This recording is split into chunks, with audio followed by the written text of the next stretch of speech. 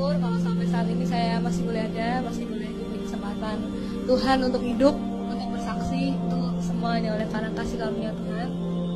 Dan saya mau awali kesaksian saya, kejadiannya September tahun 2001. Ketika itu saya dan satu tim ya sedang berdoa bersyafaat di gereja, dan saya sadar kalau saya masih ada di gereja, tapi saya juga bingung gitu ya, kok ada di tempat lain gitu ya. Jadi kalau saya dibawa Tuhan ke tempat lain, dan tempat itu ngeri gitu ya, sangat mengerikan. Dan di sana tuh baunya bau busuk gitu ya, bau amis, bau darah, bau benda-benda kebakar gitu. Ya baunya tidak karuan gitu ya, bau busuknya tidak karuan. Jadi kalau pasar ikan tuh kalah baunya sama bau neraka gitu ya. Dan saya di situ melihat berbagai hal yang mengerikan. Dan yang paling saya tidak tahan itu ceritanya, di sana banyak orang yang menjerit, minta tolong, minta ampun sama Tuhan. Mereka banyak yang bilang, Tuhan ampuni saya Tuhan, tolong saya Tuhan, ampuni saya Tuhan, saya sudah tidak kuat lagi di sini Tuhan, lepaskan saya Tuhan.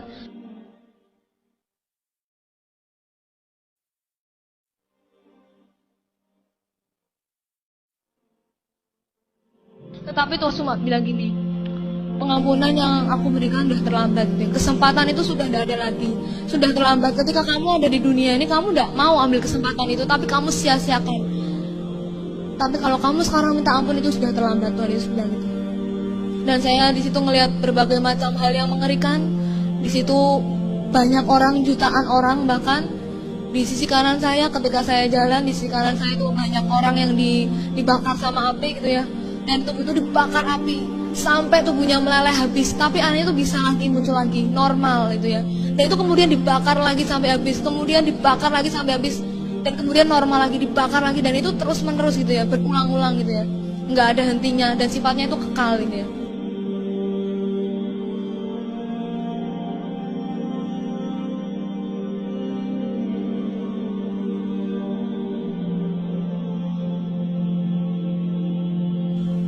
Dan di sebelah sisi kanan saya, ketika saya jalan, saya melihat jutaan orang juga itu digerogotin sama yang namanya ulat-ulat kecil gitu ya, ulat-ulat gitu ya. Jadi kalau di firman Tuhan dikatakan di sana tuh apinya tidak pernah padam, ulat-ulatnya tidak akan pernah mati, itu benar gitu ya. Jadi di sana tuh jutaan orang tuh teriak-teriak kesakitan, banyak yang dibakar api, banyak yang digerogoti ulat-ulat gitu ya. Dan tuh tubuh itu digerogoti dari bawah sampai ke atas gitu ya. Habis tidak bersisa, tapi anehnya bisa timbul lagi, dan itu kemudian digerogoti lagi sampai habis, kemudian timbul lagi, dan itu terus menerus gitu ya. Dan saya lihat di sisi kanan saya yang digerogoti ulat itu kebanyakan itu dirinya Kristen. Dan saya di situ lihat ngeri gitu ya, mereka tuh jerit-jerit minta tolong, minta ampun gitu, tapi itu semua udah terlambat gitu ya. Dan kalau saudara mau tahu, itu jalannya aja lembek gitu ya, jadi jalannya aja kayak ingus gitu ya. Jadi lembek, lengket, dan baunya tuh tidak karuan gitu ya. Dan warnanya warna busuk gitu ya. Dan ketika itu Tuhan cuma bilang gini sama saya, setiap kamu jumpai orang, terutama orang yang tidak percaya, kamu bersaksi, kamu cerita bahwa neraka itu benar-benar ada, bahwa surga itu benar-benar ada. Kalau mereka tidak percaya, tidak apa-apa. Kalau mereka percaya, itu lebih baik gitu ya. Dan Tuhan bilang gini, pokoknya kamu sampein aja, kamu cuma nyampein. Jadi kamu nggak usah bingung loh, Tuhan ini gimana, kalau mereka nggak percaya itu nggak usah bingung gitu ya. Tuhan bilang pokoknya kamu sampein, kalau mereka percaya ya puji Tuhan, kalau nggak percaya nggak apa-apa. Keputusan ada di tangan masing-masing gitu ya. Keputusan ada di tangan orang-orang yang mendengarkan kesaksian. Jadi ketika itu saya terus diajak jalan sama Tuhan, dan di situ seperti ada persimpangan gitu ya, jadi ke kiri dan ke kanan. Di situ bentuknya seperti sel-sel, jadi satu sel itu diisi satu orang, dan ada iblis-iblis juga di situ. Dan iblis-iblis di situ tuh ketawa gitu, kesenangan gitu. Dan di situ tuh banyak yang jerit-jerit, banyak yang nangis, banyak yang tidak tahan gitu ya akan siksaan yang ada gitu. Ada yang matanya dicungkil gitu ya, matanya dicungkil keluar gitu, sampai darah itu mengucur gitu ya, ngucur terus mengalir deras gitu. Tapi anehnya bisa timbul lagi, bisa muncul lagi mata yang baru, dan itu kemudian dicungkil lagi, tuh sakitnya kayak apa gitu ya. Dan itu ada yang tangan yang dikuliti, ada tangan yang dipotong-potong. Kalau misalnya kita kena pisau sedikit aja perih gitu ya, darah ngalir dari tubuh kita tuh perih gitu ya. Apalagi itu gitu di neraka, dikuliti, di tangannya dipotong-potong sampai darah itu mengalir deras gitu ya. dan kaki dipotong-potong sampai darah itu ngalir deras, lidahnya dipotong-potong, dan itu tidak ada henti-hentinya gitu loh. Ketika lidahnya dipotong, darah mengalir keluar, dan itu kemudian timbul lagi, lidahnya muncul lagi normal seperti kembali, seperti sedia kala gitu ya. Dan itu kemudian dipotong-potong lagi sampai habis, dan semua orang di situ nangis, minta ampun, minta tolong sama Tuhan. Tapi Tuhan tidak bisa berbuat apa-apa gitu ya. Tuhan tuh tidak bisa nolong karena udah terlambat gitu ya. Dan saya tanya sama Tuhan, Tuhan, orang-orang yang di sini ini orang-orang yang tidak percaya sama Tuhan toh, saya bilang gitu.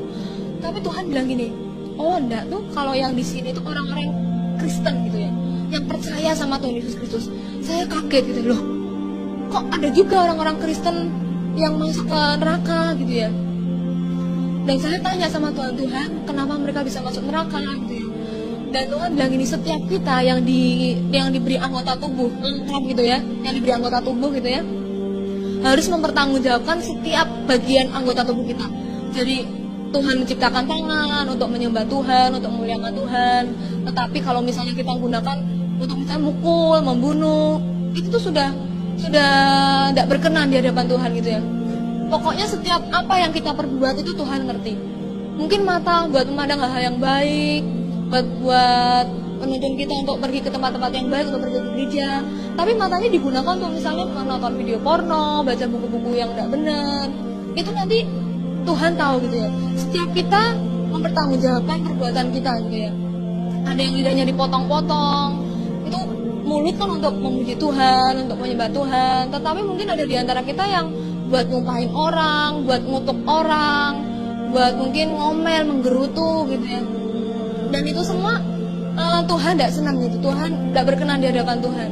Jadi setiap apa yang kita perbuat dengan anggota tubuh kita, Tuhan, walaupun mungkin kita di tempat yang paling terpencil sekalipun gitu ya, mungkin orang-orang tidak ngerti, tetapi terus ngerti gitu ya. Dan ketika itu saya diajak jalan terus masuk sama Tuhan.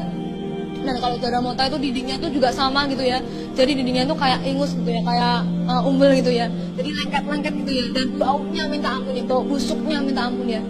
Dan ketika itu saya jalan terus, saya diajak Tuhan ke tempat yang namanya pusatnya neraka gitu ya. Jadi ketika masuk terus ada seperti sumur kayak kawah belerang gitu, dan di situ ada orang yang diikat dua-dua, ada yang perempuan sama perempuan, laki sama laki gitu ya. Dan saya tanya sama Tuhan, Tuhan ini nih kenapa kok diikat dua-dua gitu ya, kok perempuan sama perempuan, laki sama laki. Tuhan bilang gini, ini buat orang yang lesbian sama homoseksual gitu ya. Jadi orang yang di dunia ini homoseksual, lesbian, termasuk banci-banci gitu, waria, itu nanti masuknya ke sana gitu ya. Mungkin mereka udah nyebut dirinya Kristen tapi masih homoseksual, lesbian, itu nanti masuknya ke sana gitu ya. Dan tidak jauh dari sana, dari tempat orang yang dihukum tadi, yang lesbian tadi, dan tempatnya masih sama di pusatnya neraka, itu juga ada orang-orang yang dihukum di kawah belerang ini, di pusatnya neraka. Itu buat orang-orang yang perdukunan gitu ya, buat orang-orang yang suka kedukun, suka cari pelarisan, mungkin sakit tidak sembuh-sembuh, tapi terus tidak percaya Tuhan, tidak percaya Tuhan lagi, kecewa sama Tuhan, terus perginya ke dukun, ke paranormal, ke suhu. Nah itu tempatnya di sana gitu ya. Dan di situ juga di pusatnya neraka ada yang bentuknya seperti sel-sel. Jadi satu orang diisi satu sel diisi satu orang, dan di situ tuh orang-orang tuh maaf kata alat kelaminnya tuh digerogoti ulat-ulat gitu ya, digerogoti sampai habis, sampai darah tuh mengalir keluar terus, kemudian digerogoti lagi, dan itu normal lagi, tumbuh lagi, dan itu digerogoti lagi sampai habis gitu ya. Dan itu terus berulang, tidak ada habis-habisnya, tidak ada kata-kata berhenti, tidak ada kata-kata istirahat. Dan Tuhan bilang setiap kita yang mungkin nyebut dirinya Kristen tapi masih bermain-main dengan kekudusan, masih ke tempat-tempat yang tidak benar, mungkin nggak punya istri tapi masih punya simpenan lain, itu nanti masuknya ke sana gitu ya. Seenaknya aja main-main dengan kekudusan, nanti masih ada waktu buat hidup. Nah, padahal kan kita semua tidak ngerti kapan kita dipanggil pulang, kapan Tuhan Yesus datang gitu ya. Dan ketika saya terus diajak masuk lebih dalam lagi, dan itu neraka tuh bentuknya seperti lorong gelap gitu ya, gelap, lembab, pengap gitu ya. Dan itu semakin ke dalam tuh semakin gelap. Jadi di situ tuh banyak iblis yang bilang gini,